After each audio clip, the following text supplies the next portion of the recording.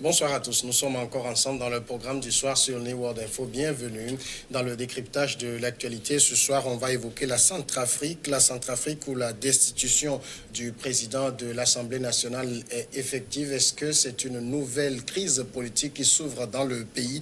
En tout cas, l'ex-président de l'Assemblée nationale destitué vendredi, Karim Mekassoua, a appelé dimanche au calme et qualifié sa destitution de coup de force contre la Constitution dans un discours prononcé dans le quartier PK5 de Bangui, qui abrite la majorité des musulmans de la capitale devant les habitants du PK5, poumon économique de la capitale et souvent théâtre de violence. Karim Mekassoua a appelé au calme les Centrafricains. On évoque le sujet avec Mamadou Diouf, notre éditorialiste. Bonsoir Mamadou Diouf. Bonsoir Samuel. D'abord, qu'est-ce qui explique la destitution de Karim Mekassoua? Qu'est-ce qui va être la vraie raison? Ça va être le problème avec les politiciens. En tout cas, ce que ses adversaires ont dit, c'est qu'il est là au niveau du perchoir en tant que président de l'Assemblée nationale. On lui reproche d'avoir fait un recrutement du côté de ses proches, clanique, c'est l'expression qu'ils utilisent. On lui reproche également d'avoir retenu 2 dossiers sans les mettre à la disposition des députés. Et il s'agit ici de rapports plutôt de la Cour des comptes qui concerne l'Assemblée. On lui reproche également des décaissements sans justificatif. On lui reproche, quand il y a des missions, d'accorder les missions à ses proches. De sorte que, pour les autres députés, c'est comme si c'est quelqu'un qui était là au niveau de l'Assemblée, mais qui avait son petit groupe, en quelque sorte, à qui il faisait des faveurs, et d'autres à qui il n'en faisait pas, raison pour laquelle les autres se sont en quelque sorte révoltés contre lui. Alors, certains disent qu'il était également en conflit ouvert avec le président Faustin Archange Touadéra. Mais ils l'ont toujours été. Parce que dès son discours d'investiture, quand il a parlé, cette difficulté était là. Au début du mois d'octobre, quand il parlait également, on voyait clairement ce conflit qu'il y a entre lui et le président de la République. À un certain moment, même en mars, on a nommé un proche du président Touadéra comme vice-président, une façon de lui mettre des bâtons dans les roues, mais ça n'a rien réglé. Mais dans le fond, certains analystes disent qu'en fait, c'est un conflit entre la France et la Russie qui se passe par personne interposée. Parce que le président de l'Assemblée nationale est un partisan de la France et il l'a dit répété au début du mois d'octobre en parlant de partenaires prioritaires sans désigner la France. Mais on comprend parce qu'il explique en disant que ses partenaires sont venus aider la Centrafrique au moment où la Centrafrique était dans des conditions difficiles. Bien sûr, c'était la France, il n'y avait pas un autre pays là-bas. Le président de la République est réputé plutôt être proche des Russes. Est-ce que ce n'est pas un combat entre les Russes et les Français également qui se retrouve entre 2 personnalités de l'institution exécutive et de l'institution législative au niveau de la Centrafrique? En tout cas, dans le discours qu'il a prononcé dans le PK5, Karim Mekassoua a mis en garde ceux qui ont voulu confessionnaliser le débat. Est-ce que ça aussi, ça s'est invité dans ce débat-là? Oui, ça s'est invité puisque lors des manifestations, certains n'avaient pas caché cela en disant qu'il était un peu le symbole de la communauté musulmane au niveau des instances dirigeantes. L'écarter, c'est comme si on veut écarter la communauté musulmane. Bon, heureusement qu'il n'est pas lui-même tombé dans ce piège en acceptant, j'allais dire, cette confessionnalisation d'un problème qui est plutôt un problème politique, un problème de conjoncture internationale qu'un problème de religion. Mais il faut qu'on se pose également des questions sur quelle base il a été élu. Est-ce qu'il n'avait pas été élu pour qu'il soit considéré en même temps comme le représentant des musulmans au niveau des autres sphères de l'État? Parce que quand c'est le cas, si on l'enlève, effectivement, il y a un caractère confessionnel qui est là. Il y a Séléka qui se plaint. Est-ce que c'est Séléka qui l'avait proposé? Parce qu'il a fallu faire des compromis pour faire un certain nombre de choses. Si eux, ils vont jusqu'à dire aux gens, quitter dans les 48 heures les zones que nous-mêmes nous occupons, aux membres de l'administration, est-ce que dans son élection, il a été proposé ou appuyé par la Séléka? Je crois que ça également, c'est des questions auxquelles il faut apporter des réponses. Et c'est avec ces réponses qu'on pourra savoir s'il y avait déjà des caractères confessionnels au moment de l'élection. Et en ce moment, il ne faut pas être surpris que quand il est destitué, que ces caractères confessionnels ressurgissent au moment de la crise. D'autant plus qu'en 2016, lorsqu'il était élu au perchoir, on avait salué un symbole de réconciliation. Oui, les gens avaient dit que c'était un signe de cohésion entre les Centrafricains, en particulier ce qui s'était passé avec l'ex-Seleka et les anti-Balaka, comme on les appelle. Puisqu'on avait pris en compte cela à un certain moment, si on l'enlève, est-ce qu'on peut dire aux gens de ne pas prendre en compte ce qui avait été pris en compte au départ? En tout cas, au niveau des populations du PK5, les gens, les personnes qui ont été souvent interviewées par les médias, ont clairement mis cela en relation en disant que c'est une façon d'écarter les musulmans. C'est comme si les gens veulent faire renaître encore des conflits entre les musulmans et les chrétiens en particulier. Mais si lui, il tient ce discours en appelant au calme, en demandant qu'on ne donne pas à la chose un caractère confessionnel, espérons qu'il sera entendu. Mais certes, il appelle au calme, mais il faut souligner qu'il a fait son discours au PK5, qui est un quartier à dominance musulmane. Et dans son discours, il a également souligné que 38 des 41 députés qui l'ont destitué sont chrétiens. Oui, mais c'est là où il faut faire attention. Quand on est à l'Assemblée, il faut qu'on accepte qu'on est à l'Assemblée. À ce que je sache, dans la constitution centrafricaine, on n'a pas ce qu'on a dans la constitution libanaise, où on a donné des parts à des musulmans, des parts. Il y a un calcul d'équilibre qui est là, qui est connu. Ici, certainement, en Centrafrique, on a fait comme ce qui s'est fait au Nigeria. Quand le président est musulman, le vice-président est chrétien, vice-versa, ils se sont rendus compte qu'il y a un problème qui est là, qui est latent. Une façon d'empêcher à ce problème de s'exprimer, c'est de faire en sorte de veiller à ce qu'au niveau des premières institutions, que chacun se sente représenté. Mais ce n'est pas un texte.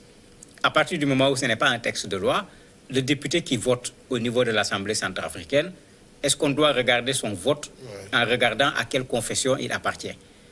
Et quand on regarde ce qu'on lui reproche, si cela est vérifié, nulle part on a dit on lui reproche d'être musulman, on lui reproche à la limite une mauvaise gestion de l'Assemblée nationale, y compris des deniers publics de l'Assemblée nationale. Si cela est avéré, il faut plutôt répondre sur ce qu'on lui reproche, au lieu de décaler la chose sur des raisons confessionnelles qui ne permettront pas de résoudre ce problème et qui vont créer encore d'autres problèmes dans une situation où le vrai problème n'est pas encore réglé. Justement, est-ce que le débat sur la confessionnalisation de la crise entre Karim Mekassoua et le Parlement n'est pas de nature à éluder les vraies raisons? Bien sûr. Le problème à Centrafrique, depuis le départ, c'est comme ça. Il y a un sérieux problème qui est là dans la gestion d'un pays, mais comme on le fait souvent, on instrumentalise le groupe d'appartenance des personnes qui sont au devant de la scène. On prend le groupe de chaque personne, on met dans un camp, alors que quand on regarde réellement les choses, dans les deux camps, vous n'avez pas un camp avec des musulmans qui sont avec le président de l'Assemblée et un camp avec des chrétiens qui sont avec le président de la République. Ce n'est pas vrai. Même dans le camp du président de la République, parmi ceux qui le soutiennent, parmi ceux qui ont voté pour lui, il y a des musulmans. Donc même ce découpage qu'on veut présenter, ce découpage ne reflète pas la réalité. Mais comme d'habitude, les politiques sont très forts quand il faut instrumentaliser quelque chose pour obtenir gain de cause. Et ici, c'est à cela qu'on fait face. Moi, je crois plus à ce combat entre une France qui est là, qui est en train de voir les Russes leur prendre une partie de leur précaré, qu'à un combat qui parle de confession religieuse. Je crois plus à un président qui n'a peut-être pas été à la hauteur qu'à un président qui a été destitué parce qu'il est musulman. Je crois qu'avec ce que la Centrafrique a vécu, je ne vois pas le président de la République courir le risque de réveiller encore un conflit à caractère confessionnel, alors qu'aujourd'hui, il est président d'une partie de la Centrafrique, la plus grande partie du pays occupée par des groupes armés. Je ne le vois pas en train de ressusciter encore cela alors qu'il ne dirige pas totalement son pays. En tout cas, les soutiens de Karim Mekassoua parlent d'une destitution illégale. Est-ce que c'est véritablement illégal? Illégal, je ne sais pas sur quoi ils vont se fonder. En tout cas, si on regarde la constitution centrafricaine, quand on regarde les textes de l'Assemblée, il y a une procédure qui permet de destituer le président de l'Assemblée nationale. Et la procédure a été respectée. Puisque les gens ont signé d'abord une pétition, et la pétition a atteint le nombre qu'il fallait pour qu'on réunisse le Parlement, les présidents de commission, pour discuter de la question, amener cela en Assemblée et voter. Et cette procédure a été respectée. Au moment du vote, il fallait qu'il y ait 2/3 des députés qui soient d'accord avec la destitution pour que la destitution soit possible. Le nombre de députés qui ont voté dépasse les 2/3. Donc, d'un point de vue légal, je ne vois pas où on va aller chercher un problème. Il ne faut pas qu'on instrumentalise également le droit là-bas comme on a instrumentalisé déjà la religion. Il a été destitué selon ce qui est écrit au niveau des textes. Maintenant, comme il n'est pas d'accord, il a dit qu'il va se battre du point de vue droit, parce que quand il disait aux populations de se calmer, c'est ce qu'il disait. On va attendre de voir quel recours il va pouvoir introduire en droit et quel argument il va pouvoir donner d'un point de vue juridique pour contester sa destitution. Justement, il dit que le combat continue, mais ce sera un combat judiciaire. Quelles sont les voies de recours possibles pour lui? Il n'a pas grand-chose à faire. Généralement, quand l'Assemblée vote une loi, la règle, c'est d'aller voir les constitutionnalistes, la Cour de façon générale, pour que la Cour se prononce sur la constitutionnalité ou pas de la loi qui a été votée. La Cour, quand elle se prononce, la Cour regarde les règles, la Cour regarde la forme, la Cour regarde le fond. Et a priori, je ne vois pas où se trouve le problème, parce que la Cour ne va pas se mêler au problème qui existe entre lui et le président de la République. La Cour doit normalement se contenter de la question du droit. Et si la Cour se contente de la question du droit, il n'a pas véritablement beaucoup de chances de voir son recours aboutir. Mais Karim Mekassoua ne perd pas son statut de député. Non, il a été, on ne lui a pas enlevé son statut de député, il a été tout simplement destitué en tant que président de l'Assemblée. Donc s'il le souhaite, il peut continuer à siéger au niveau de l'Assemblée en tant que député, puisqu'il avait été élu par la circonscription du PK5, raison pour laquelle c'est ceux qui l'avaient élu député qu'on a vu aller manifester contre sa destitution. Alors aujourd'hui, au niveau de la Centrafrique, est-ce qu'on peut parler quand même d'une crise politique naissante? Ça peut devenir une crise politique. Et j'espère qu'on va éviter que cela ne devienne une crise politique. Ça peut le devenir parce qu'on a vu les ex-Séléka se prononcer.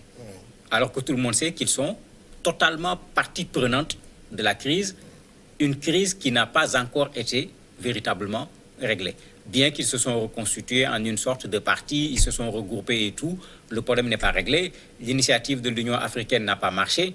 L'initiative des Russes a été combattue par les Français. Ça revient encore ce combat entre les Russes et les Français quand les Russes ont essayé de rassembler les gens au niveau de Khartoum pour essayer de trouver une solution. Donc en fait, il ne s'agit même pas d'une nouvelle crise. La crise elle-même n'a pas encore été réglée.